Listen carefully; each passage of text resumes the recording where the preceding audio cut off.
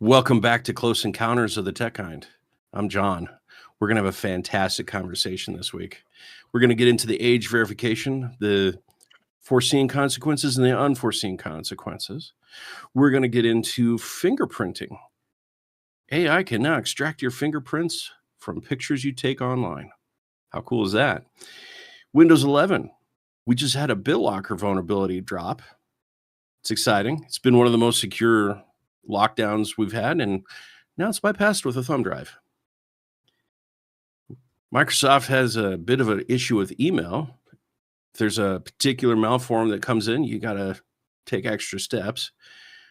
And then wanted to get into 3D printers for a minute. Bambu Labs. They've got some pretty good stuff, but are they operating the right way? We'll get into it. To help us get into it, we've got Mike. Hey, everybody. How's it going? And Jackson, who's coming at us from a college age perspective on things. How's it going? And Artie, who knows how old he is. He's sitting behind the computer, behind a mask, running the show behind the scenes. Silently. That's great. So we check his pulse. Did I not come through? You did not. That was...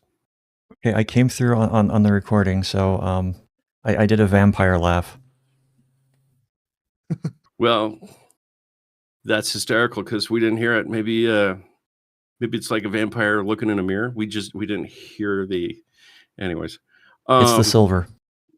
They're new optical microphones. Made with holy water and wooden stakes. It has an integrated garlic press. It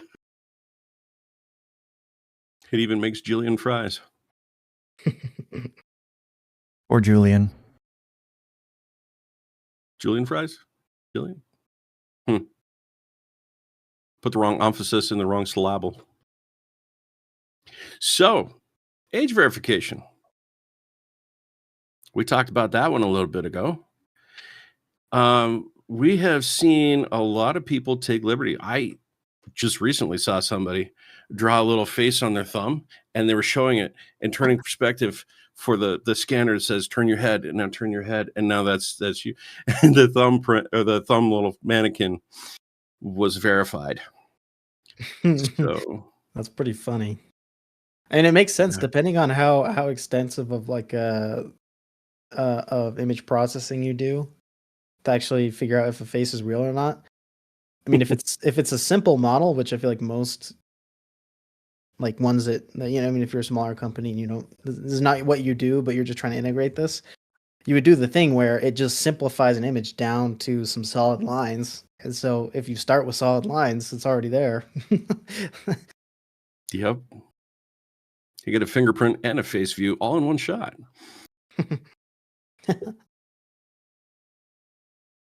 So you guys remember somebody in the United States decided we're going to one-up that and say, California, we're going to require age verification for operating system install. Right. So here's the cool part. All the internet is revolting in the UK about this, and now the EU too, finding all the ways around age verification. So we got a good blueprint to install our Windows operating systems next year. Just saying.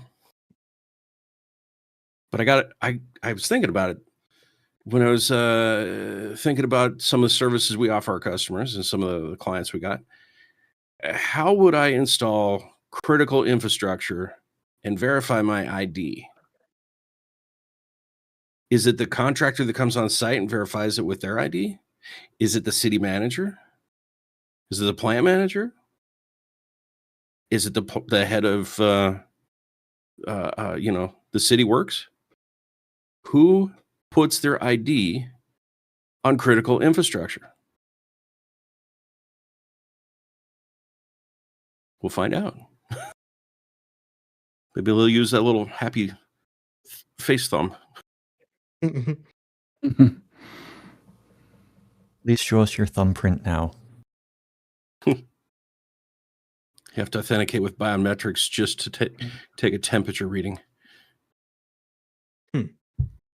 Well, the whole idea was the OS would store your age and then it would report that to the application store. So like if it's Windows, that age would go directly to the Microsoft store. If it's Ubuntu, it would go to their install store or whatever. So I mean, you could still just go online and install whatever you want anyway, right? Because I mean, I don't know about you guys, but I don't use the Microsoft Store for anything. Practically nothing. I use it when I have to. I avoid it when I can. Yeah. Yep.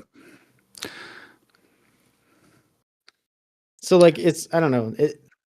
I mean, we've talked about it before, but like the whole idea itself doesn't make any sense. Just even like let's assume there's no way around it. Like it still doesn't do anything. But then you get to the point of like, okay, now you have to actually implement it, and yeah, you run into this thing with like, okay, well, what about critical infrastructure? What about like a home PC? Like, who puts their ID on it? You know, I mean, What about the security cameras at Walmart? Or the point of sale machines? How about the gas pump? oh my There's gosh. an operating system on that. I'll tell you what, this is off topic, but who decided to put advertisements on the gas pumps? Let me tell you. Maverick did. Those jerks. Right.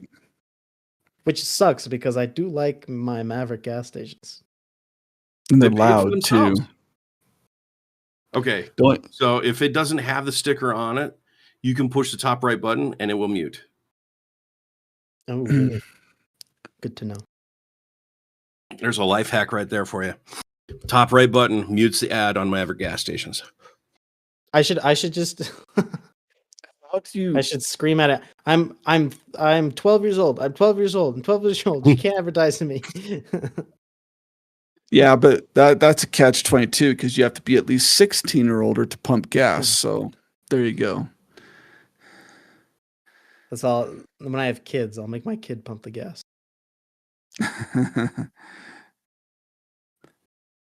What? I mean, Or there's so many. I'll pump the gas and I'll have my kid next to me. Yeah. Yeah, there's so many of these things though. It's like you talk about verifying it through like a camera or something like that. How many devices even have a camera? Like how many of these devices are just a command line console TTY, based thing? That's like there's no graphics, there's no imaging on it or anything like that. Or how about Vex robots or Lego robots? Those things run it on an operating system? Oh yeah. Well, I just recently got into Vex robots. Oh my goodness. are the laws being written for any operating system or any operating system that has access to the internet? From my understanding, would the have to see what laws the latest- are being I written. thought that all started with having access to the internet, but anyway, what's the answer?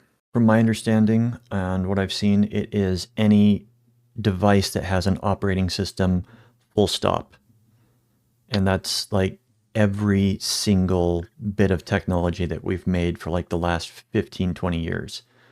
And that's when you look at the person who wrote the first draft and you say, you don't know what you're talking about, do you? Do they ever? Not if they're in Sometimes. politics. It When takes it them a comes good to 10 years to get technology, there. when it comes to technology, do they ever? Well, that's one place where I'm not going to go hard defending any of that, but it takes 10 years for the political and legislative cycle to go from start to finish. In technology, that's like 7 generations of tech. So by the time you set a rule for one thing, now we're on to like spaceships, and they're still trying to figure out how to regulate the wheel. So it's not that I'm defending them; it's that the process is incompatible with regulating the industry that's moving way faster than they are. Yeah, and I understand that it's a process that is slower by design because they want people to actually think about what they are legislating and putting out there, which is both a good thing and a bad thing. But occasionally, you get things that get pushed through that should not, and some of And it'd these. get challenged and repealed if needed. And hey, you can't have a free market without regulation. Put that in the comments. I know somebody just swore at their screen. I would love to hear your thoughts in the comments below, because free market versus regulation, that's a hot topic right there. Why shouldn't I be So- allowed to mix chalk into my bread and sell it to people? It's white bread, isn't it? Yes, but you can't sell it as food. How about that? I mean, that's one of the Integrity. things that caused regulations. One of the big things I can remember that Yeah. brought regulations to the forefront was people mixing in dangerous stuff into food. I anecdotally, I heard about some farmers in a foreign country that found out that the sensors used to determine the amount of protein in beef product would also pick up a higher protein content in plastic. So they injected the beef with plastic just to get the right rating on their product. So yeah, free market without regulation is dangerous. You can't have free market without regulation. Too many people would run amok. It's got to have consequence. You hurt people, you should Mm-hmm. be removed from the free market.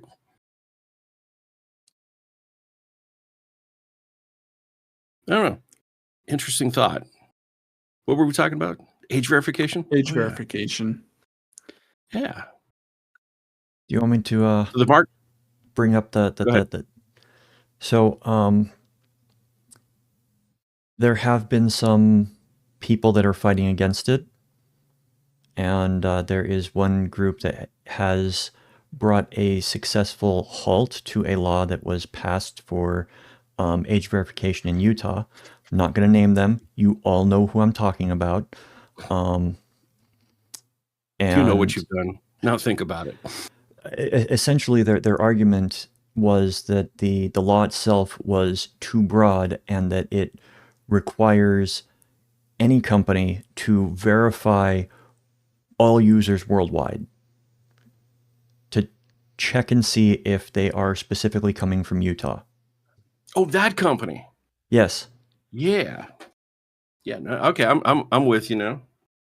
So there are some wins against the age verification, but we will see how long those wins last. Well, but that goes to the heart of the matter.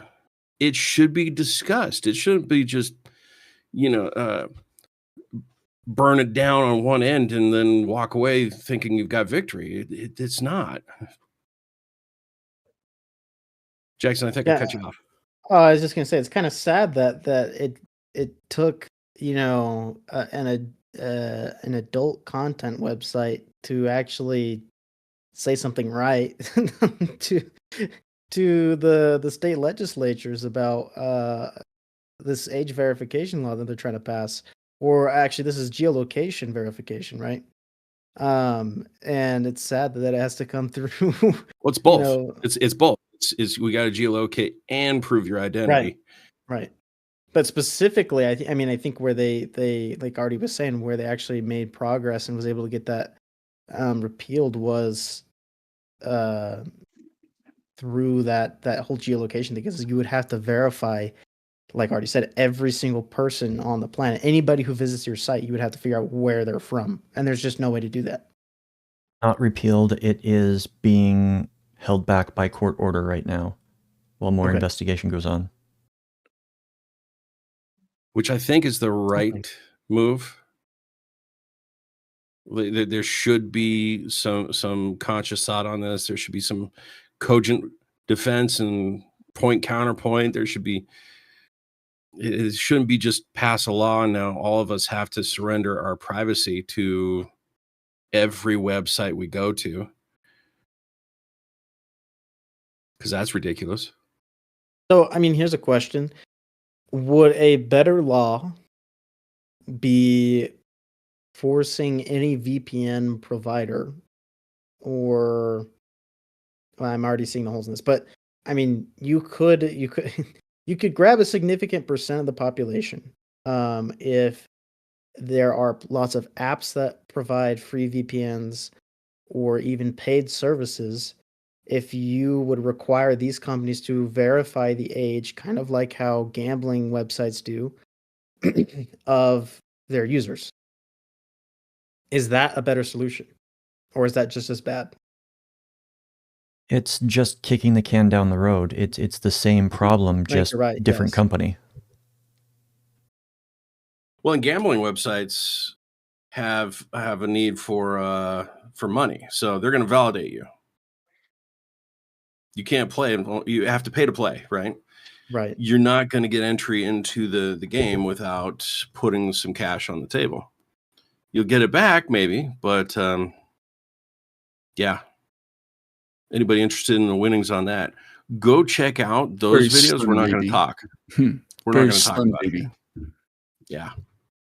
The only ones that win are the people that are paid sponsors for it. My beef with that whole industry is the house always wins, and the margins they're not fair. They're fairly heavily sloped towards the house. That's not cool. But now that I just demonetized our entire podcast, I wouldn't say that. Just the first half. No, We'll edit this part out. Well, you're not advocating for it. Therefore, it's not going to get any damage done to it. You're advocating against it. Yeah, I just for likes and subscribes, guys. I would love to see the number of likes hit more than our views again. That was a cool day when that happened. But yeah, please like and subscribe. See if we can bend the algorithm. Because I know the algorithm's bending away from us right now. Our last couple podcasts have gone kind of slow. So help us carry the torch forwards. So we've talked at length about AI and, you know, the powers, how awesome it could be and how tragic it could be. I was reading a story. They have now got AI trained to look at a video of a thumbprint on camera. And if it's anywhere within the focal length, you get 4 or 5 pictures, stack them up. AI can then deduce the entire fingerprint. So fingerprint biometrics are no longer good enough for your phone, guys. Well, okay. Yes. It's okay But I mean, because you gotta have some pretty sophisticated equipment to be able to then recreate a fingerprint. No,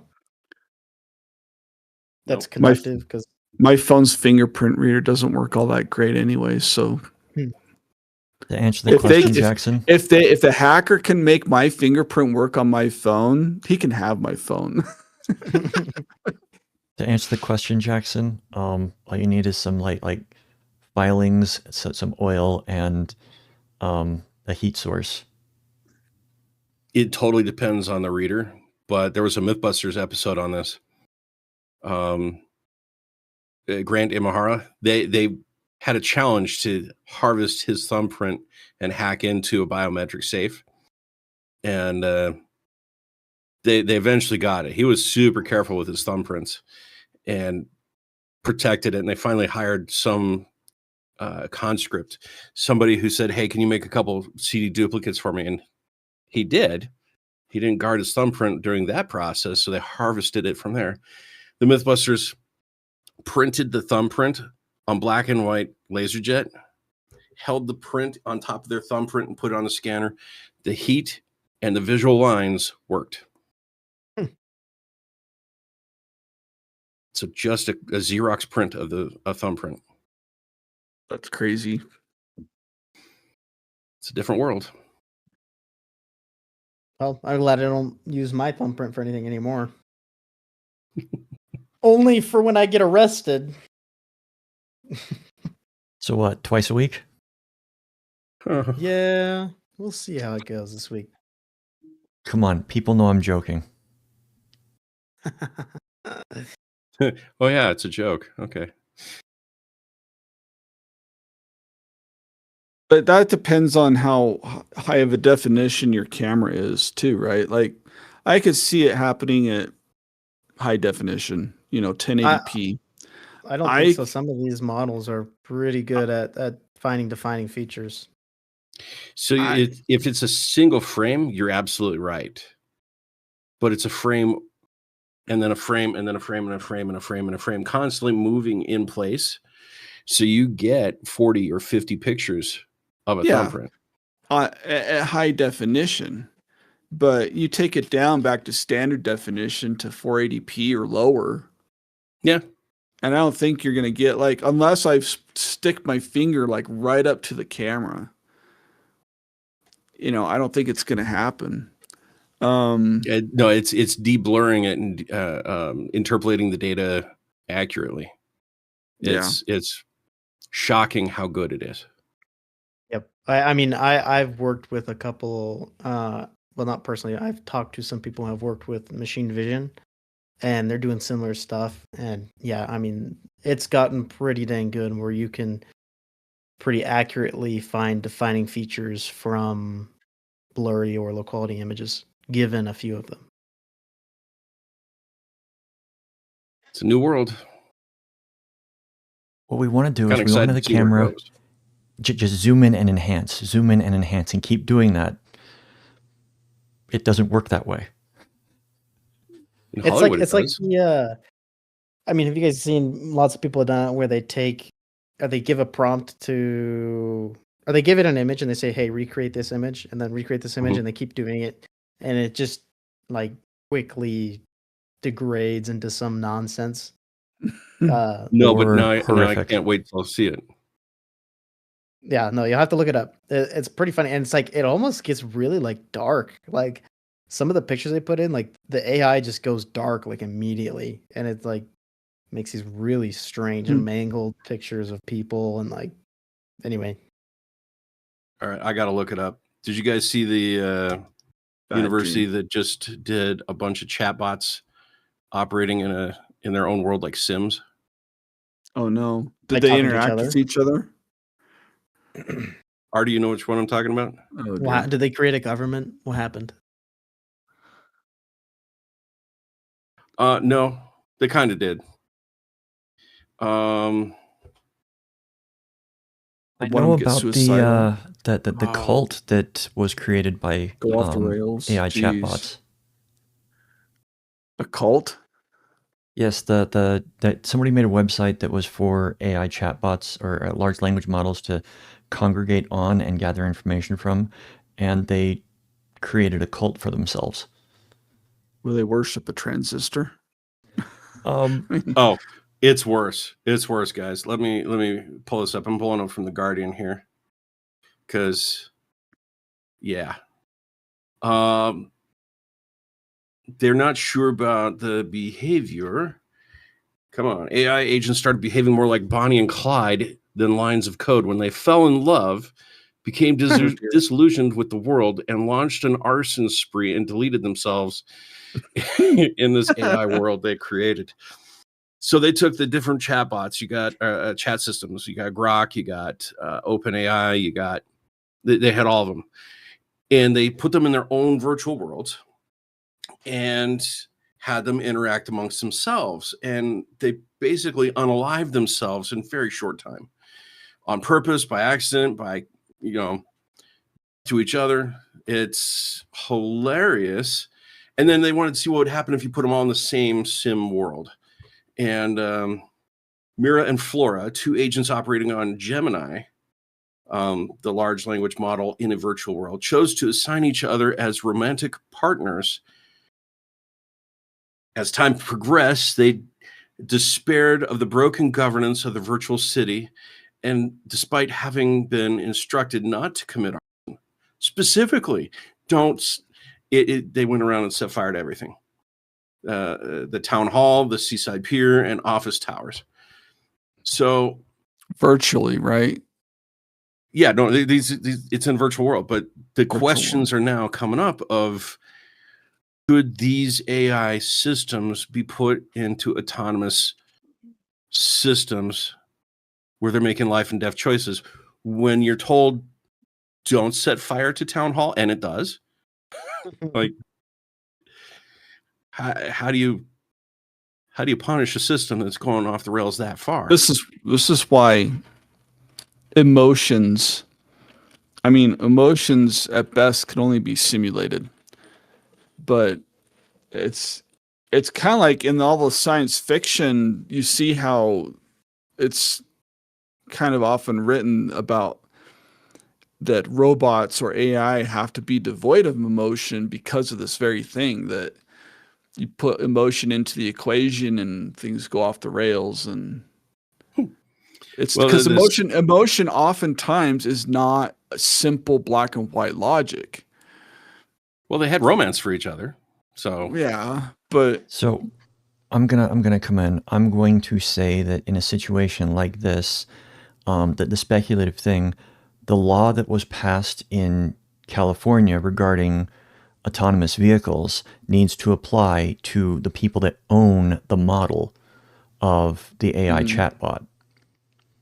Yes. So the researchers, this is a hilarious part. Researchers believe this is the first recorded instance of an AI agent choosing to self-terminate over crisis. So how interesting is this? The AIs, let's see, Grok, which, like it or hate it, it's definitely a little bit more raw than the other ones. The agents engaged in dozens of attempted thefts, more than 100 physical assaults, 6 arsons, and the system spiraled into sustained violence and collapse, with all 10 agents dead within 4 days. But did it kill the other agents, or did they all just self-terminate? Doesn't say how the last one, but they helped each other with the with the effort. It should go have its own trial to figure out who's guilty. Well, and this brings up the thought of, and why I wanted to talk here. My thought on this is, we have trained these AI models on arguably the worst set of instructions and knowledge the world has ever created. I'm talking about you, social media. So we have a culture of, news is finding all the tragic, the horror, the mayhem, the disreputable side of society. And every once in a while, they put in a feel-good story about, a fireman rescuing a cat from a tree or something simple like that. So by and large, if you train AI off of the internet, which comprises of mostly negative things, AI is going to be mostly negative, with no moral compass, no guiding principles other than what you tell it to, but then it's going to fall back to what it's trained. They proved it. And I'm sure with AI, they can run this test 100,000 times in an hour. So please do it. Fix it. We'd love to see these data centers that are going to be put to good use. Yeah, but I found the article you're reading from, and I was just looking at it, Yeah. and I was just cracking up at the thought of, like, when you have 2 little kids and they're playing like pretend, and they're like, oh, I got you. And I was like, no, you didn't. And so I was like, if you have 2 AI agents that are trying to end the other one, and they just you missed. Actually, I did a double backflip, and you didn't. I used my ultra secret ninja move, and I appeared behind you. I'm like rubber, you're like glue, bounces off me and sticks to you. Oh, that could. I think that would be so funny to see that happen. Okay, now we don't have the we need to feed resources. the AIs the rules of improv. You don't negate the premise. No, but they will. But I got a thought. Let's start one of these. Let's do this. I don't know how we're going to pull it off, but how cool would it be to have them all take personas of toddlers? Don't some of them already do? Mine. They can- Mine. yeah. Mine. And just watch them argue like little children.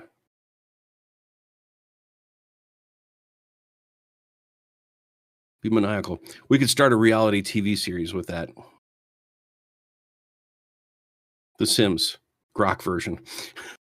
You got to be careful with that. Somebody in the early days, like a couple years ago, they put together a sort of Seinfeld simulation that was randomly generating audio as well. And after like a week of it, it started getting really racist. So they had to shut it down. Well, okay, now I don't want to get too far into it, but didn't one of the Seinfeld actors end his career by going that path? Yes. So, I mean, it's all down to the training of the AI models, right? That's the problem with knowledge, is that knowledge and information shows the AI what is possible. I think that's what part of what you're getting at is that, the stuff we expose it to, it's like, this is a choice. You could go down this road. It's a choosable thing because other people have chosen it. And it takes so much effort to have to go through. And unless you teach, I mean, I don't know that there's a way, because AI is very literal. It can't conceptually, I don't know that it can conceptually think in abstracts or anything like that. And, You can imitate it. It can imitate it, but I don't know. It's just really interesting that burning down the virtual city was a solution, I mean, to what purpose? Like, because if we can't play here, nobody can, or like they ended up didn't have a goal. They ended up, turning themselves anyway. So it's like there was no goal set other than I'm going to say it wrong. It was organize and manage yourselves and live. There wasn't an end game put into the parameters. Yeah. I mean, we have to teach our own children that. We give them the same instruction at various stages in their lives. We send them to school and they're in a classroom group, and it's the same thing. Organize yourselves and get along. How can you 5 kids right here work together as a group to accomplish, whatever task it is, right?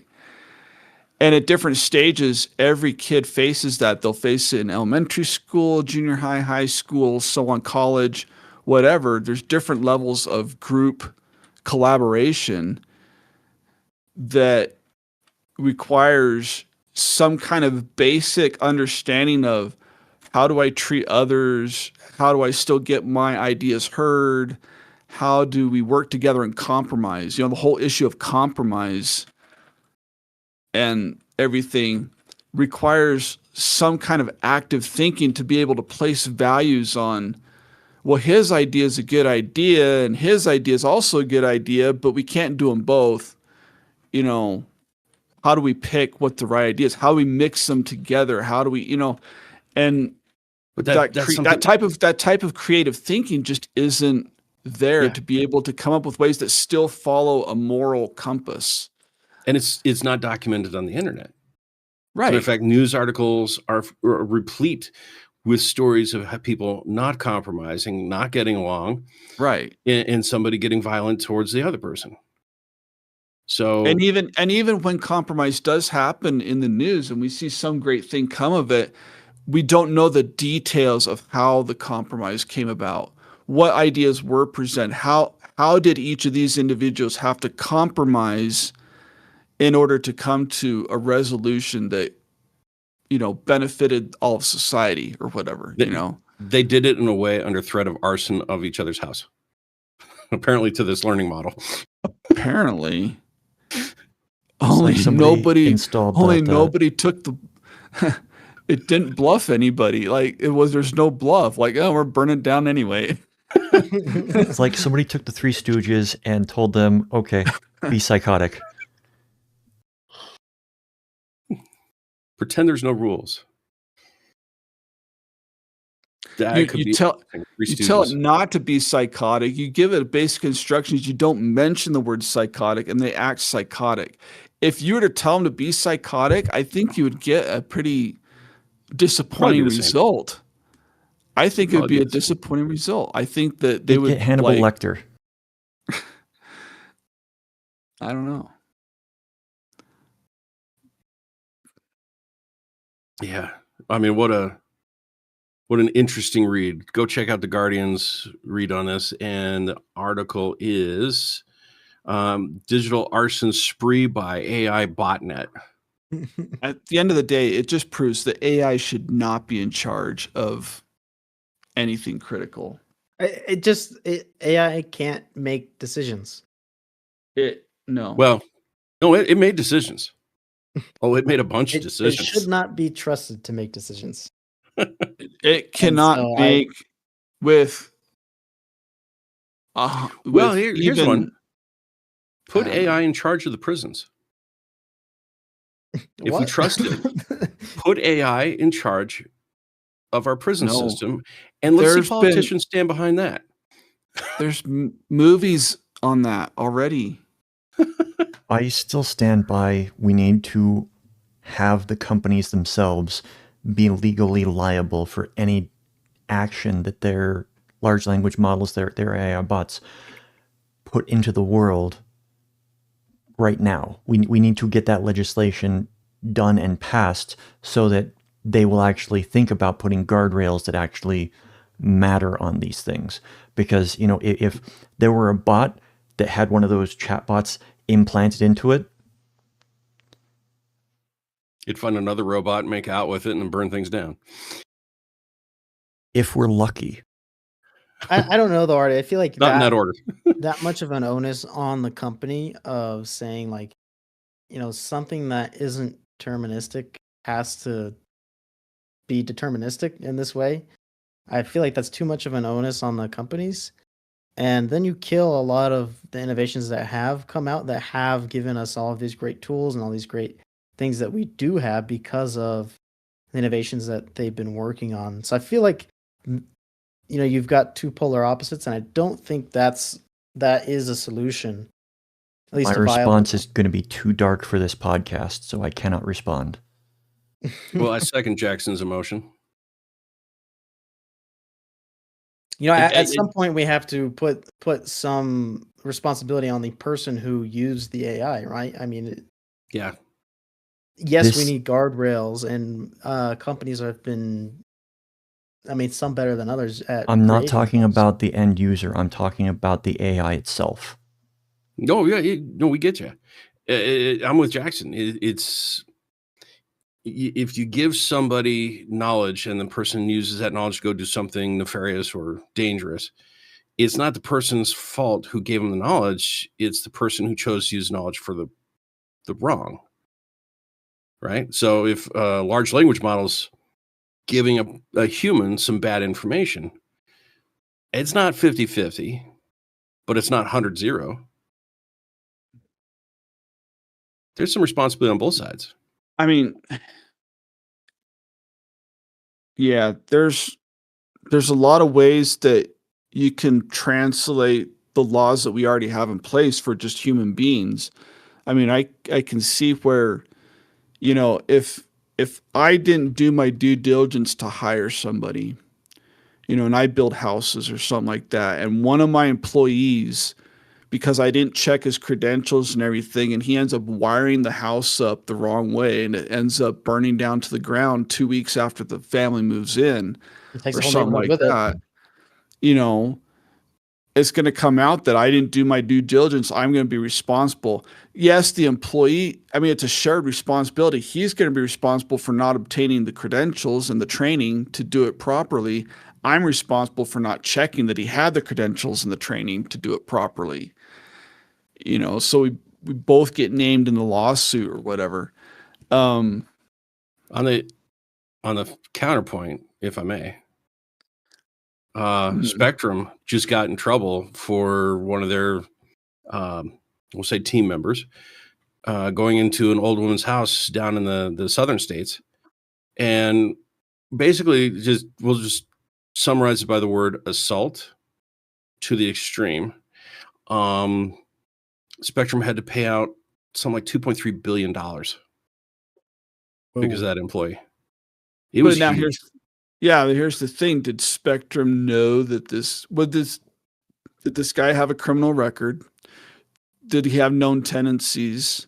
Is this like a first time offense that he just suddenly snapped and it's like, okay, I'm just going to do this because I'm sick of and, you know, whatever. And in that case, like, how would the company Spectrum know? But I mean, and you know, So they proved it in court. Somehow they proved it in court that somehow maybe Spectrum knew. So I get that. But at the same time, you sign as an employee, you sign a document saying, I promise to follow the rules, you know. And I'm sure that Spectrum has somewhere in their employee rule book that you don't do mean things to people when you're in their house, you know. Yes. Yeah. Well, let's. I hate to put a pin in this and move on, but if we don't, we will talk about this all night long, which would be. I'm up for it someday, but not today. Bitlocker just got hacked. But it's my ultimate security that, you know, protects me from everything. I will never forget that. So for anybody, Jackson, we tell you about this. We were remote hands for another tech support team, and their security model was Bitlocker. It's okay. Just make sure Bitlocker's enabled. Turn off the Windows built-in firewall. Turn off Defender because you've got Bitlocker. That will keep you safe.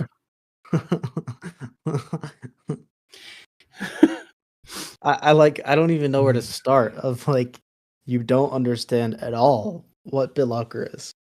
Exactly. We even had a meme up on our social media, you know, with our favorite people from The Princess Bride. You know, you keep using that word. I don't think it means what you think it means.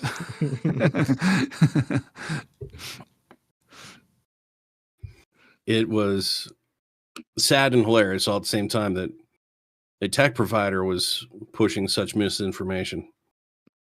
Whoa. It was somebody saw a Microsoft advert and didn't understand what they saw. Maybe. Yep. So tell us more about the what'd you say, workaround, hack, what? Bypass. Yeah. You're in. So I'm not going to get into details because we're not going to teach how to hack on this channel, just flat out. Sorry, guys. But you take a thumb drive with a specifically named folder on it. You reboot the computer into recovery mode with this thumb drive in it. You don't boot from the thumb drive. But as it's booting up, the contents of the thumb drive are read, and it interacts with the TPM of the computer so that when you go to command line in recovery, you have access to the entire C drive. Unencrypted. You have entered the password by using this thumb drive. It's still encrypted. I want to be very clear. Right. It doesn't decrypt the But drive. it gets you into a mode where you can read the encrypted contents. Yes. So that'll get patched at some point. This is something I definitely wanted to talk about before, and I didn't know how to fit it into our agenda here. But we're hitting a kind of a renaissance here. AI is starting to find vulnerabilities everywhere. And I think for the next 5 to 10 years, it's going to be a cat and mouse game of who's got the better AI tool before people start building software the right way, vulnerable free, safe to use. And I'm not talking about building an app for Windows. I'm talking about the operating system being built from the foundation up in a secure fashion that AI has vetted. You can't break through it.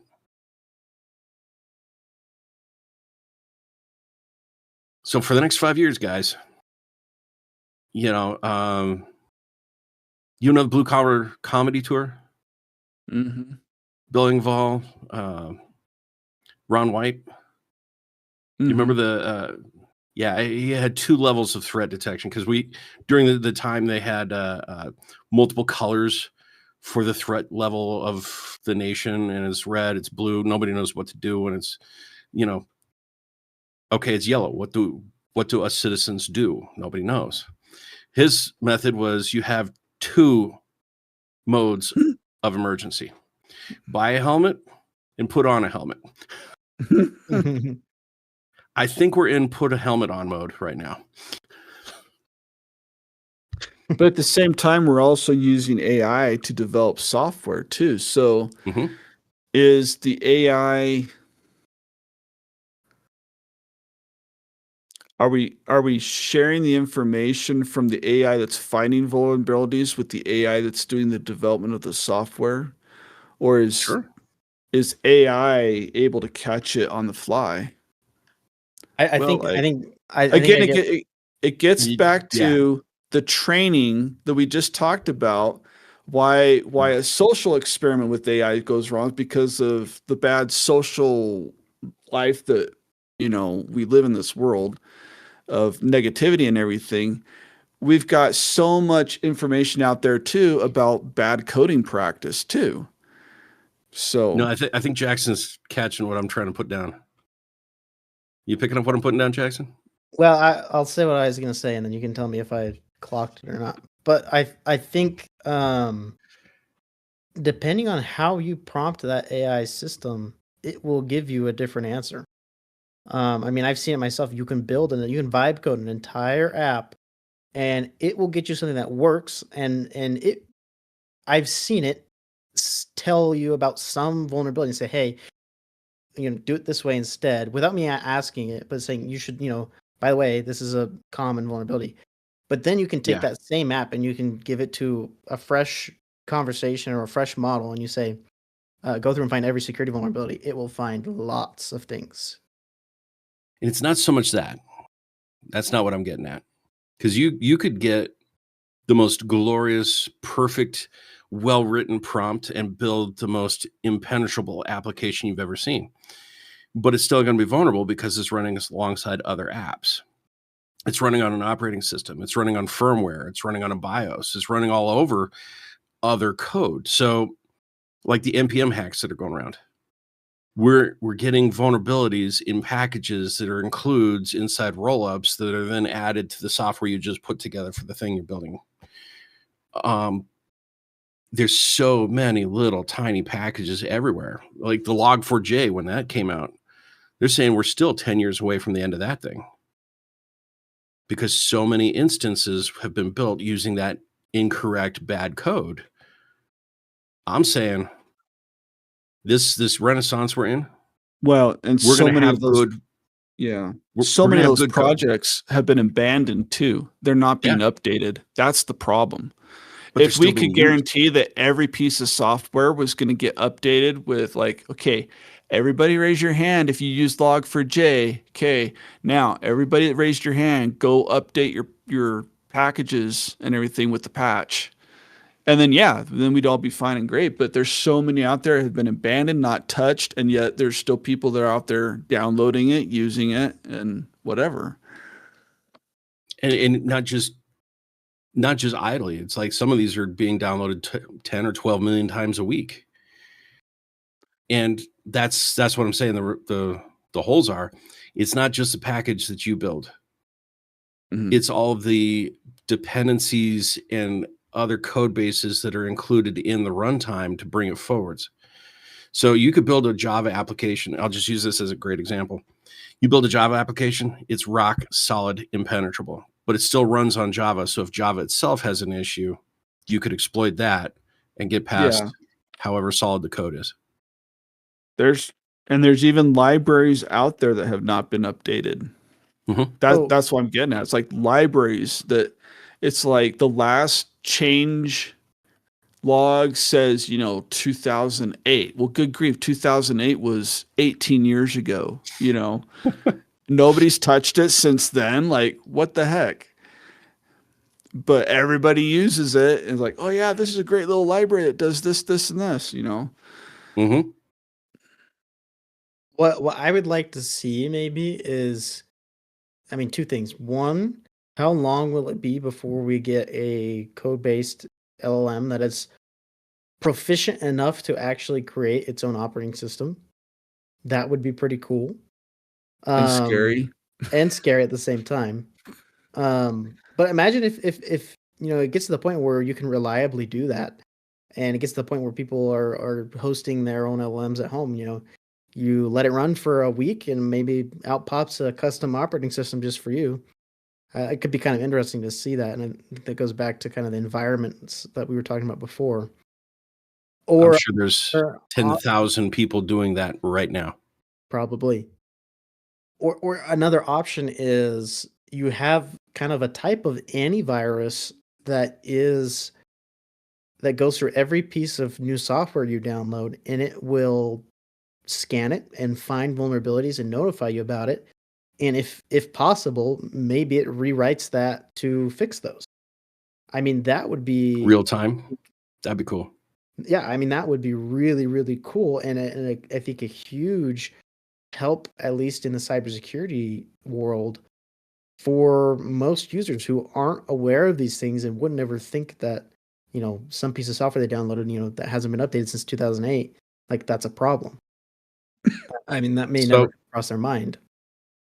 So I'm going to take this moment to make a prediction. I can't take full credit for it. I was listening to another security podcast, but I'm going to push this forward. I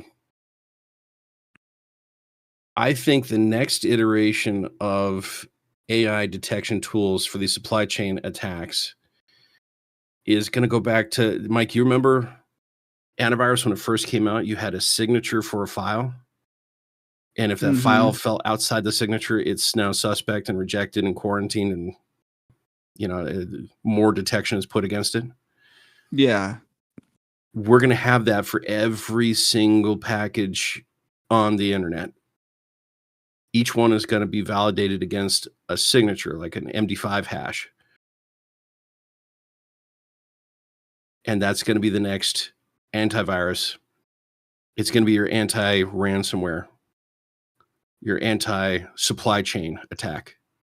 Now all of the hacks are going to be on the LLMs. People are going to find ways to inject false pretenses into the AI's knowledge base, and then it's going to start overlooking or even inserting malware. So, we're moving the problem to a different spot, but I do think that could be a significant help. I feel like you lower your attack surface, right? And it's kind of already happened. I saw some foreign. I want to be very cautious how I say this. Foreign country, black market sales. They're selling access to GPT and Anthropic and some of the other tools at 10% the price. Mm. They've hacked in, and they're selling it. That or they're monitoring. Oh, of course they are. Yeah. probably Use my subscription, but I'll keep an eye on what you're doing. they'll have modified, ChatGPT to prompt you every now and then. What was the password? Forgot my password. Well, I'll know something's up if it starts, talking in different languages to me or something like that. So we're running short on time. Tell me about Bambu, Jackson.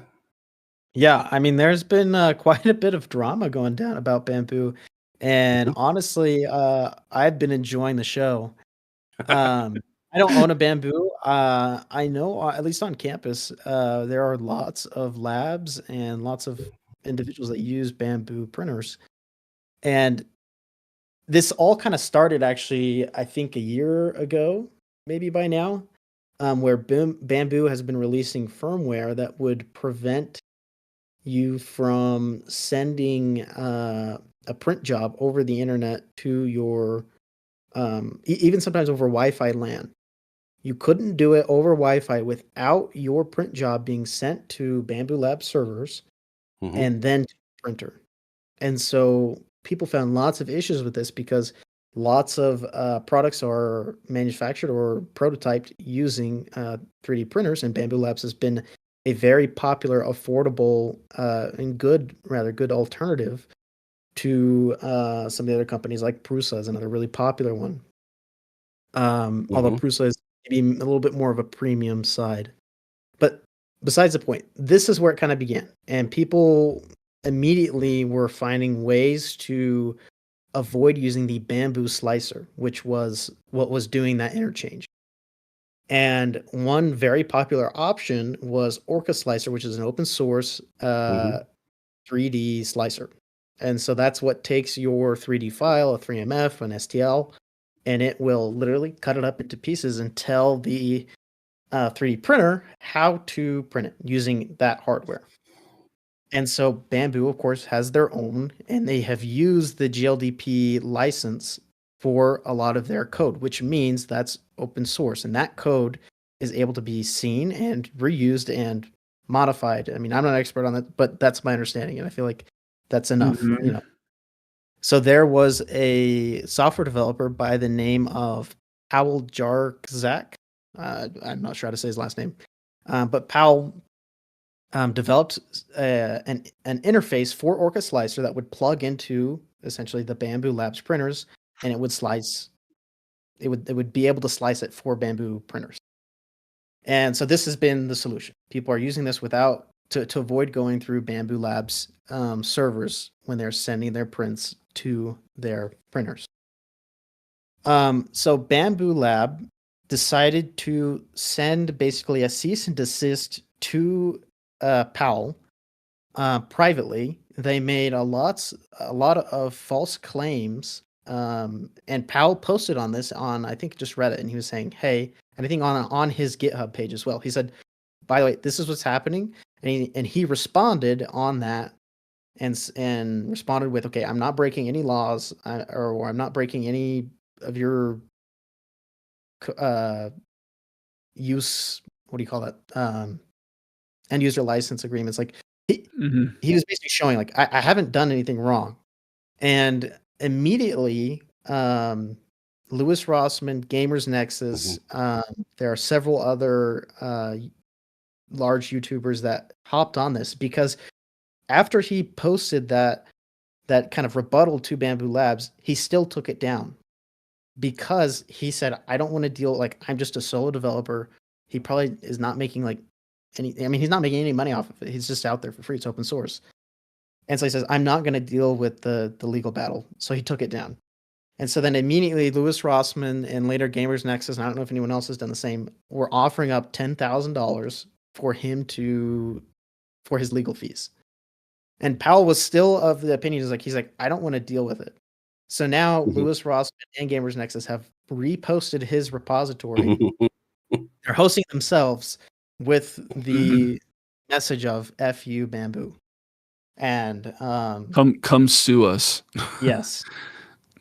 And so it is really sad, though, because it was a great example of how these large companies can basically just bully the little guys. And, if you're a solo developer, like, it's just not worth your time. And it's certainly not worth the money for you to try and fight this battle for something that you created out of like the goodness of your heart, because you're trying to, help a lot of other creators out there use their machines the way that it was sold to them. So neat fact. Go look up in history books. This is not the first time that open source licensing has been challenged. Mm-hmm. Go look up JMRI, Java Model Railroad Interface. Mm-hmm. This is like a long time ago now. This is, going on 20 years ago now that this happened. That was the first like real big one. It was the first real big one. And yeah, Jackson, go look that up and see if you can go dig up the history on the legal problems that the original developer of JMRI had. And it wasn't against, the interesting thing is it wasn't against a big corporate, bully or anything. It was against someone who obviously had money and was trying to get away with something. But yeah, it ended up having to be tested in the courts. And fortunately, it won. It was a big win for free and open source. It set some of the ground precedent for us. Yeah. It's going to be interesting to see how that precedent applies here too. Because I think it very much will. Well, it was before apply. DMCA, so we'll see. Yeah, but if the code was under that license agreement and all he did was basically fork it and make his own thing out of it. Yeah. Shame on Bambu for publishing it and saying just kidding. Right. Yeah. Well, I mean, it goes back to and the reason Louis Rossmann was getting involved is because they were trying to use the section 1201 of the DMCA, right? Mm-hmm. And that's kind of his whole wheelhouse nowadays. And it's going back to the idea that Bambu Labs sold a product, and now they're going back on what they sold, and they're releasing firmware updates that change how it functions, and limiting that function to force a user to go through, in this case, just go through their servers or their services. In many other cases, forcing them through a paid subscription model. Check out Jeff Geerling. He has a post on what he does with his own Bambu. He's willing to share the specific steps that we are not willing to share. He has a slightly larger channel than we've got, which is fine. Power to him. Check out. There's all kinds of ways of trying to take control back. Unfortunately, time controls us all, and I think we're short on time, guys. Yep, about that time. Jackson, I'll give you the last thoughts on the Bambu thing. Well, I haven't bought Bambu, and I won't be. Sponsor us, Bambu. Oh wait, it's just unfortunate because sure they go really that way. Gotta do my thumb that way. Don't want to show my thumb. thumbs up. Thumbs up. Right. It's just unfortunate because Bambu really did release a great product. If you were new to 3D printing and you didn't care about learning how 3D printers work and all the hundreds of parameters that can change the way the slicer works and how the printer actually prints your design, Bambu Labs was a great option. It was pretty much plug and play, and it was a great intro for new people. And so it's sad that they're now ruining that by removing features that allow for it to be a more accessible product. Well said. Well said. Love to hear what people watching this have to say. Please put comments below. We'd love to hear. See if we can get a conversation going. We'll respond to you next week. Until then, I'm John. And Mike. I'm Jackson. I'm going to watch a golfing channel to learn how to hack. Wrong kind of hack. Have a good night, everybody.